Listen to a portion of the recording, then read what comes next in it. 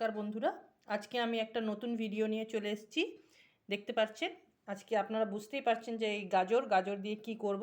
আজকে গাজরের হালুয়া তৈরি হবে। তার জন্য আমি ধুয়ে নিয়েছি গাজরগুলোকে। 750 গ্রাম গাজর নিয়েছি। এবার এইগুলোকে আমি গ্রেট করে নেব, কদুকস করে নেব, তারপর আপনাদেরকে আমি দেখাচ্ছি। এই যে বন্ধুরা দেখুন, আমি কদুকস করে নিয়েছি গাজরকে। এতটা আমার গাজর বেরিয়েছে, 750 গাজরকে এইভাবে আমি কদুকস করেছি। এই যে আমার এতটা বেরিয়েছে। এবার আমি গ্যাস জ্বালিয়ে দুধ গরম করতে বসাবো। এই যে আমি দুধ গরম করে আগে থেকেই আমি জাল দিয়ে রেখে দিয়েছিলাম। দুধটাকে 1 কেজি দুধ নিয়েছিলাম, সেটাকে ফুটিয়ে 500-র মতন আমি করে দিয়েছি। এবার এর মধ্যে গাজরটা আমি দিয়ে দেবো। এই যে আমি কড়ার মধ্যে গাজরটা দিয়ে দিয়েছি। এবার দুধের সাথে ভালো করে মিশিয়ে দিচ্ছি। গাজরটা এবার দুধের মধ্যে শুকাক, সেদ্ধ হোক একটু ভালোভাবে। সেদ্ধ হয়ে পুরো দুধটা যখন শুকিয়ে যাবে তারপর আমি আপনাকে দেখাচ্ছি। এই দেখুন ফুটছে কিভাবে।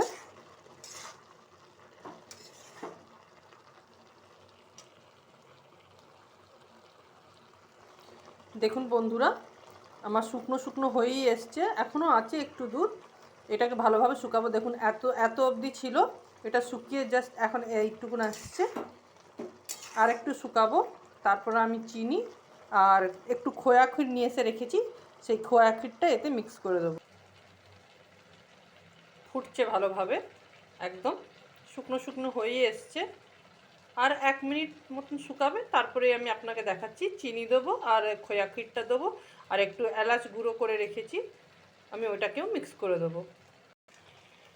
এই যে দেখুন আমি চিনি মিশিয়ে দিয়েছি। 750 গ্রাম আপনার ছিল, গাজর ছিল। তো ওতে আমি 250 থেকে 300-র মতন আমি চিনি মিক্স করেছি, কেননা একটু মিষ্টি না হলেও গাজরের হালুয়া ভালো লাগে না। তাই জন্য আমি 300 গ্রামের মতন চিনি মিক্স করেছি। এবার খোয়া ক্ষীরটা দিচ্ছি।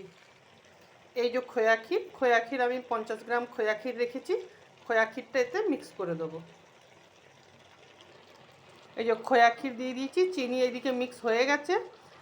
আর একটা জিনিস স্কিপ করে গেছি, আমি এলাচ গুঁড়োটা দিয়ে দিয়েছি, আপনাদেরকে দেখাতে ভুলে গেছিলাম।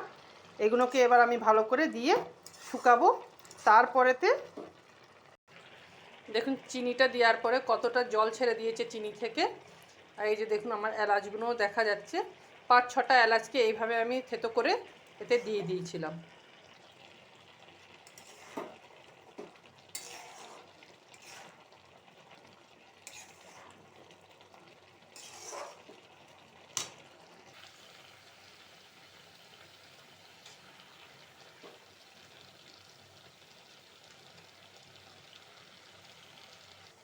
এই দেখুন আমার শুকনো হয়ে এসছে। এবার এই পর্যায়ে আমি বড় চামচের 2 চামচ এতে ঘি মিক্স করে দেবো। তাহলে ঘি দিয়ে এটাকে আমি ভাজবো ভালো করে, তাহলে টেস্টটাও খুব ভালো আসবে আর খেতে খুব ভালো লাগবে। এই যে দেখুন আমি ঘি দিয়ে দিয়েছি, এতে বড় চামচের 2 চামচ দিয়ে দিয়েছি ঘি ভালোভাবে। এবার আমি এই ঘি দিয়ে এটাকে আমি ভাজবো ভালো করে।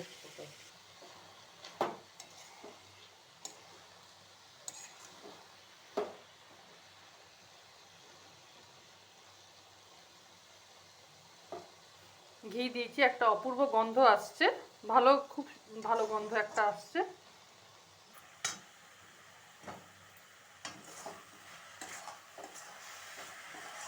এই যে দেখুন একদম আমার শুকনো শুকনো হয়ে গেছে।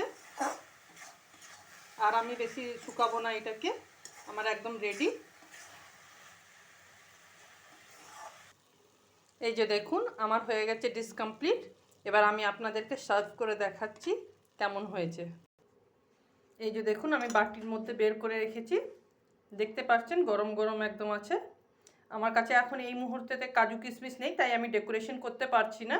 জাস্ট আমি ঘরে এই বানালাম, বানিয়ে আপনাদেরকে আমি দেখাচ্ছি। দেখুন ধোঁয়াও উঠছে খুব এখন। এই যে দেখুন আমার আজকে এই পর্যন্তই শেষ করছি। আমার যদি ভিডিওগুলো ভালো লাগে তাহলে লাইক, কমেন্ট আর সাবস্ক্রাইব অবশ্যই করবেন। এই ধরনের নতুন নতুন ভিডিও নিয়ে আপনাদের সামনে আমি আবার আসছি কালকে। ধন্যবাদ।